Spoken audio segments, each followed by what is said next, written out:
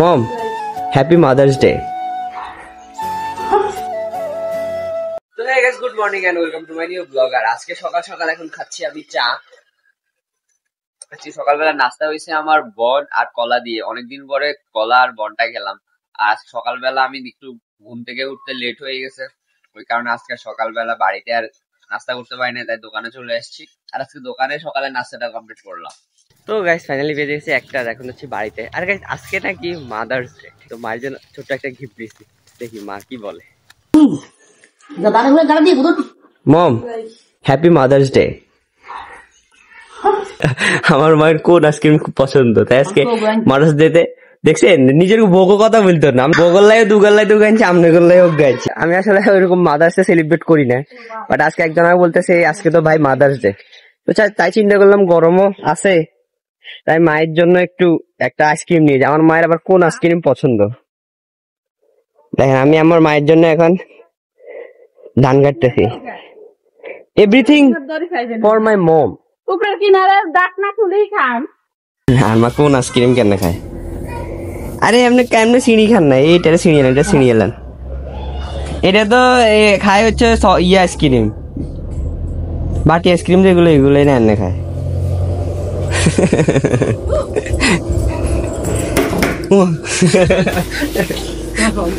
গরমের ডলে তো দৌড়টি চলি হয়েছে। এ বাবা ইগেছিলেন কি? আমার মায়ের দুই রত্ন চলে আসছে, এক রত্ন হয়েছে আরেক রত্ন হয়েছে এনি। তোমার জন্য আনছি তো, ঘরে আছে আইসক্রিম। হ্যাঁ তুমি কি খাও বাবা? এটা কি? মন্ডল খাও। আরেকজন আসছে। কি গরম? কেন রে বাবা? আমি স্পাইডারম্যান, তুমি স্পাইডারম্যান, খালি স্পাইডারম্যান। এই বাবা এরকম ধাক্কা দেয় না, উঠে যা উঠে যা উঠে যা উঠে যা। দেখছেন কি বদমাশ।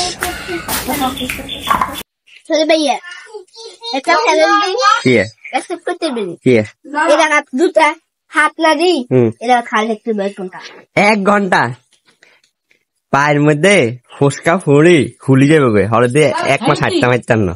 হিগারে কয় এই জায়গার মধ্যে খালি এর মধ্যে খালি থাকতাম, এই জায়গা যে গরমে রয়েছে গাইস, খালি থাকলে একদম ডিম বাজ হয়ে যাবো। তার আমাদের ধানও শুকাই এসছে, আর হয়তো কিছুক্ষণ পরে ধান নিয়ে যাবো ঘরে। ভাই যে গরমটা পড়তেছে, এবার আসলে কোনো গরমের ভিডিও বানাই না, পোলা পাই না গলা। এবার মানে আমার ভিডিও অ্যাটেন্ড করতে চায় না, মানে ওদেরকে নিয়ে কিছু বানাইতে হলে ওদের জন্য আইফোন লাগবে, কারণ আমার তো ভাই আইফোন নাই। তাই এবার চিন্তা করতেছি নিজে এক দুইটা কিছু ক্রিয়েট করব শুধুমাত্র আপনাদের জন্য। ভাই স্বামীর প্রতি ভালোবাসা রে, স্বামীর প্রতি বদিল্লাই আনছি, বদি দাদাকে শেয়ার করতেছে। এরকম বউ পাইবো কলে আর ভাই। গাইস ধান ফাইনালি শুকাই গেছে, এখন ধান এগুলো বাড়িতে নিয়ে যাইতে হবে।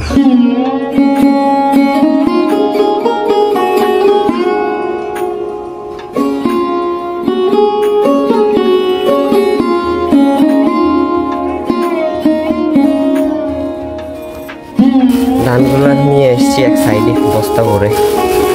আর গাইজ আমার অবস্থা দেখে, মানে পুরো শরীর থেকে রস পড়তেছে, রস। ও মা, আর মনে উঠছিলেন 3-4 খাইলো, এই গ্রামের পুরোটা হইতো না।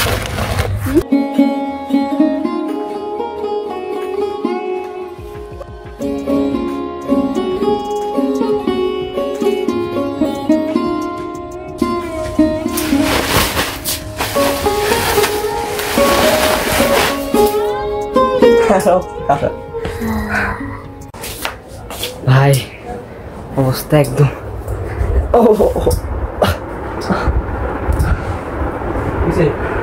আর গেঁড়ি ল করিস আমার এই জায়গাটা পুরা ব্লক, এভাবে করতে পারতেছি না, ব্যথা লাগে। গাইস আমি বরফ পানির থেরাপি দিতেছি, সবাই আমার বরফ অ্যাপ্লাই করতেছে গরমের। দেখে দিলে গরম হয়ে যাবে। গরম হয়ে গেছে এবার মাও দিবে। এটা ঘুমে তুই উড়ে ইয়ে গিয়ে দে ও আর মা এই বিভাগে বোতলে গেছে যে ভিতরে বরফ টাকা লাগবে না অনেক না এগুলো মুখে শান্তি লাগে লাক্স 2 3 কিরকম লাগে দিছেন সাডা কিন্তু ঠিক বড়ই হচ্ছে না শুধু নিশেষ ধরতে পারি না হয়ে গেছে আনাগের কাটি একখান দেখো না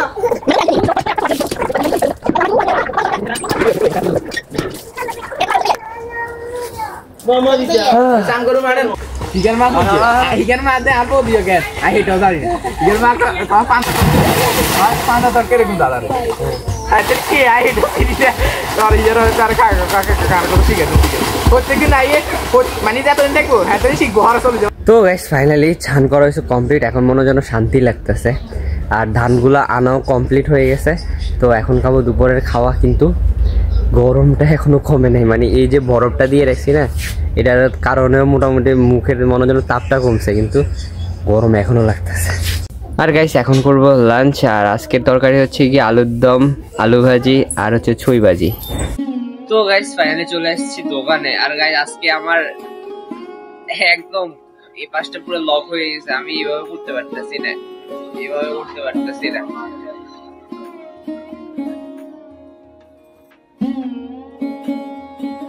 ভাই ধানের বস্তা নিছি যে নেওয়ার কারণে মনে পুরো সমস্যা হয়ে গেছে আর এটার জন্য দুপুরে খেয়ে শুধু শুয়ে রয়েছি মানে একদম শুয়ে রয়েছি শোয়ার সময় এইভাবে করতে পারতাম না পুরো লক হয়ে গেছে তো গাইস এই ব্লগটা এই পর্যন্ত রাখবো আই হোপ গাইস আপনাদের আমার ভিডিও ভালো লাগছে যদি ভালো লাগে একটা লাইক করে দিবেন চ্যানেলটা সাবস্ক্রাইব করে দিবেন থ্যাঙ্কস ফর ওয়াচিং দেখা হবে বাই ভাই কেমনে রোদের মধ্যে ধান নিব মাথা এনে গরম হয়ে গেছে ও বা কি রোদ